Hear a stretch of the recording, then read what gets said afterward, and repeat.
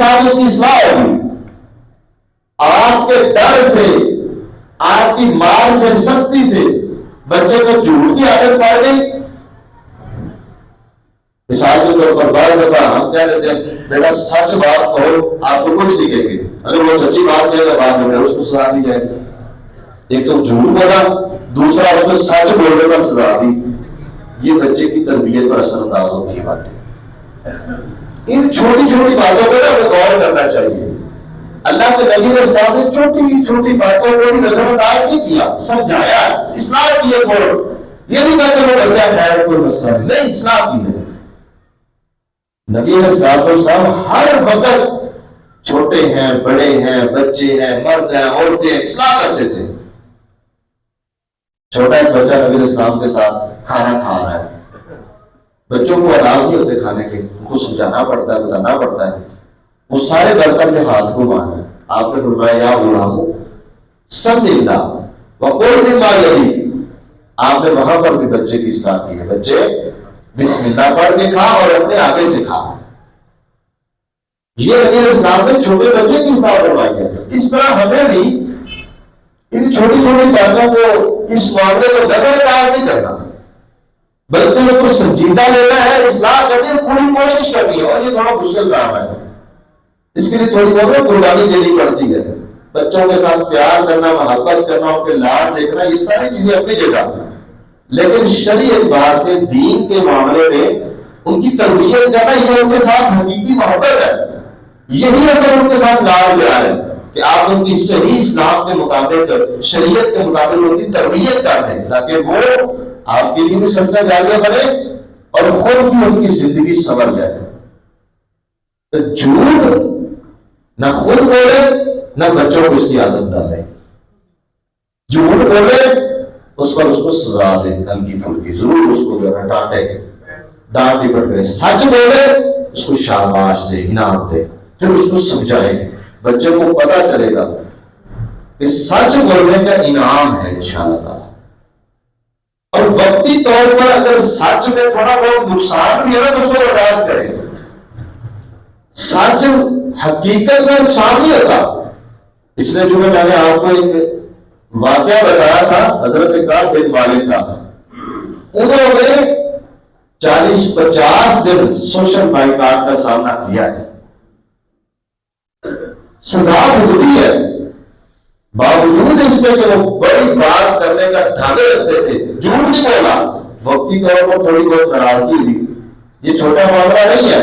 اللہ نے اس کو قرآن مجید میں ان کی کیفیت بیان فرمائی نا. میری ذات علیہم الارض بما رحبت، ان کے اوپر زندہ رہنا تنگ ہو گیا تھا. اس قدر ان کی کیفیت جو ہے وہ خطرناک ہو گئی تھی. لیکن انہوں نے جھوٹ نہیں بولا، سچ کو لازم پکڑا. پھر اللہ نے کتنا بڑا انعام دیا. وقتی طور پر چھوٹا چھوٹا نقصان کر لینا اور سچ کو لازم پکڑنا، جھوٹ نہ بولنا، بہت بڑی خیر کا باعث ہے، بہت بڑی برکت ہے. اس میں اس سے بڑے کی اصلاح ہوتی ہے. جب اگر سچ بولنا شروع کر دیتا ہے نا تو لا محالہ انسان کی اصلاح ہو جاتی ہے. اس لیے ہمیں نا ان باتوں پر غور کرنا چاہیے. ایک اور معاملہ بھی ہے. اگر آپ کو کسی چیز کی خواہش ہے، آپ سے کوئی پوچھتا ہے کیا آپ یہ کھانا چاہیں گے یا پینا چاہیں گے، آپ کو بھوک لگی ہوئی ہے، پیاس لگی ہوئی ہے، چاہت ہے، اور آپ کہتے ہیں نہیں مجھے ضرورت نہیں، یا میری چاہت نہیں، مجھے طلب نہیں، اس طرح اکثر بولتے ہیں. یہ بھی جھوٹ ہے. نبی صلی اللہ علیہ وسلم نے آپ سے ایک خاتون نے سوال کیا. عورت نے پوچھا یا رسول اللہ ان قالت احدانا لشیء تشتهیہ لا اشتہیہ، اگر کوئی عورت ایسے کہے جس کی وہ چاہت رکھتی ہے، کہے میں نہیں اس کی چاہت رکھتی، مجھے ضرورت نہیں ہے، طلب نہیں ہے، یؤدی ذلک کاذبا، کیا یہ بھی جھوٹ ہے؟ آپ نے فرمایا ان الکذب یکتب کذبا، جھوٹ جھوٹ ہی لکھا جاتا ہے. حتیٰ تکتب الکذیبۃ کذیبۃ، حتیٰ کہ چھوٹا سا جھوٹ بھی اللہ کے ہاں چھوٹا ہی لکھا جاتا ہے. یعنی آپ جس کو چھوٹا سمجھ رہے ہیں نا، اللہ کے ہاں وہ بھی جھوٹ ہی لکھا جاتا ہے. تو ہماری شریعت تو بات سیدھی کرنے میں اتنی محتاط ہے کہ آپ کو کوئی کھانے کی چیز پوچھتا ہے یا پینے کے بارے میں پوچھتا ہے اور آپ کو دعوت دیتا ہے اور آپ کو کہتا ہے یہ کھائیں یہ پیئیں، آپ کہتے ہیں مجھے طلب نہیں ہے، آپ کوئی اور ادھر ہے اپنے شریر کو رکھیں، آپ کہتے ہیں اس چیز کی مجھے بالکل طلب نہیں ہے، یہ بھی جھوٹ ہے، یہ بھی غلط ہے، یہ بھی درست نہیں ہے۔ اللہ کے نبی علیہ السلام نے اس کو بھی جھوٹ قرار دیا ہے۔ خوش گپیوں کے اندر، مذاق کے اندر جھوٹ بولنا ہماری عام عادت ہے، لوگوں کو ہنسانے کے لیے جھوٹ بولنا یہ عام چلتا ہے، اور یہ اتنا بڑا گناہ ہے۔ اللہ کے نبی صلی اللہ علیہ وسلم نے فرمایا وَيْلٌ لِلَّذِي يُحَدِّثُ بِالْحَدِيثِ لِيُزْهِقَ بِهِ الْقَوْمَ فَيَكْذِبُ وَيْلٌ لَهُ۔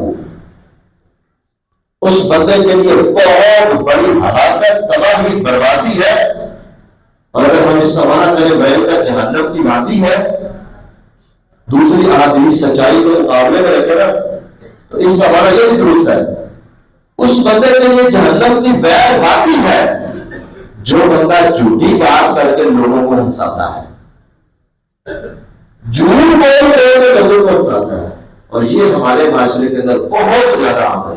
جب سے سوشل میڈیا متحرک ہوا نا، جھوٹ پہ جھوٹ، لوگوں کو ہنسانے کے لیے پتہ نہیں کتنا جھوٹ ہم سنتے ہیں، اس کو انجوائے کرتے ہیں، جھوٹ بولتے بھی ہیں، آگے بیان بھی کرتے ہیں، تحقیق نہیں کرتے، جھوٹی بات لوگوں کو ہنسانے کے لیے لطیفے بنا دیتے ہیں۔ پورے کا پورا میڈیا جھوٹ کا پرندہ، اللہ تعالیٰ معاف فرمائے۔ ہمارا وہ قومی میڈیا ہو یا انٹرنیشنل میڈیا ہو، اتنا جھوٹ بولتے ہیں، اتنا جھوٹ بناتے ہیں، صبح سے لے کر شام تک جھوٹ بولنے کی تنخواہ لیتے ہیں، ان کا کام ہی جھوٹ بولنا، جو سب سے بڑا جھوٹ ہے وہ سب سے اچھا ترجمان ہے، سب سے زیادہ جو جھوٹ بولتا ہے، پکے طریقے سے جھوٹ بولتا ہے، پکے دل سے جھوٹ بولتا ہے، وہ سب سے اچھا ترجمان ہوتا ہے، اور اس کو بڑا نوازا جاتا ہے اور اس کو بڑا اچھا عہدہ دیا جاتا ہے۔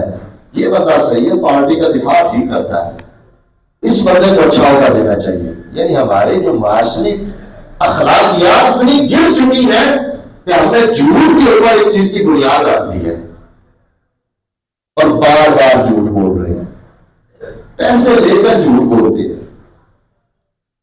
لوگوں کو ہنساتے ہیں۔